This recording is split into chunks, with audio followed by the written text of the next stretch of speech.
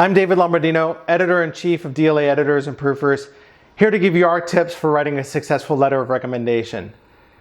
Now, we see this question come up most often because the writers of your letters of recommendation have asked you to actually write the letter of recommendation. Though, of course, we do also get the writers themselves who have asked us to help. And so here I want to cover our tips, our basic guidelines for how to write a successful letter of recommendation. And so overall, what you want to do is you want to make sure that you are concise and thorough. You want to be detailed and provide specifics. This is not a place for general information or vague information.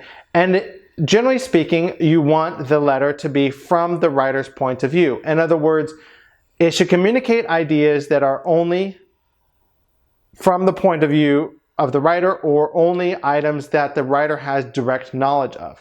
Now, there are some exceptions to that.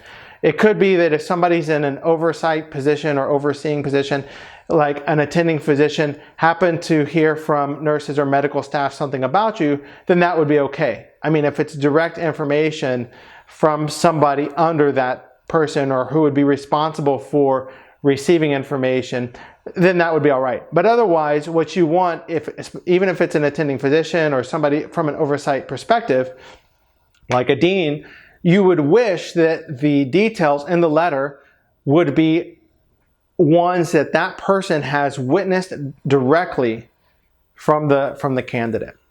And so when you think about the structure of the letter, there's a few guidelines you want to follow.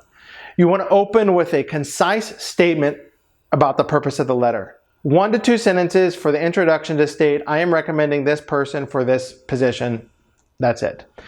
Then you can either if you've done that only in one sentence, then you can do this in a second sentence, or you can start your second paragraph with stating who the writer is, that writer's position, and how that writer came to know or got to know or witnessed the candidate. Now, a lot of times that's going to require 2 or 3 sentences, and so you want to go ahead and start your second paragraph with that. And it could actually just be the entire second paragraph.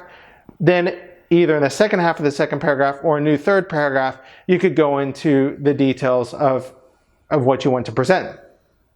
Again, being concise, being thorough, providing specifics that the writer has direct knowledge of.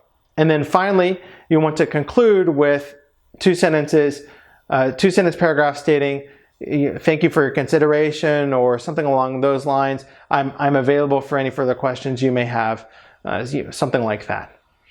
And of course, when you think about the length of a letter of recommendation, a lot of times people will come to us and they want their letter of recommendation to fit all onto one page. Now, this is a little bit of a myth. The reason why programs will want your letter of recommendation to be on one page is because generally letters of recommendation are not well written. They're too vague, they're general, they don't really provide significant insight into the candidate. And so why would the program want to bother to read pages and pages of that? They don't want to bother to read pages and pages of it. They want to just get to the point, recognize that it's vague or general and not very interesting, and move on.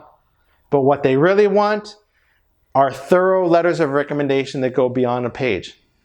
Now, when you say beyond a page, you may be wondering, well, just how long? I've seen outstanding letters of recommendation that are 6 and 7 pages long. Now, that's not to say that your letters of recommendation have to be like that. Most likely, your letter of recommendation is not going to come anywhere close. But something that you might want to consider is that if you've got 2 letters of recommendation, if you're the program and you're looking at letters of recommendation from 2 different candidates, and you've got one letter of recommendation that's specific, concise, and thorough and only 1 page, and another letter of recommendation that is just as specific, just as concise, and just as thorough, but is 2, 3, 4, 5, or 6 pages long, that longer letter of recommendation is going to get more of their attention and going to put you forward as a candidate. I hope these tips have helped. We offer a full range of services for letters of recommendation. Come check out what we have to offer at www.dlaeditors.com.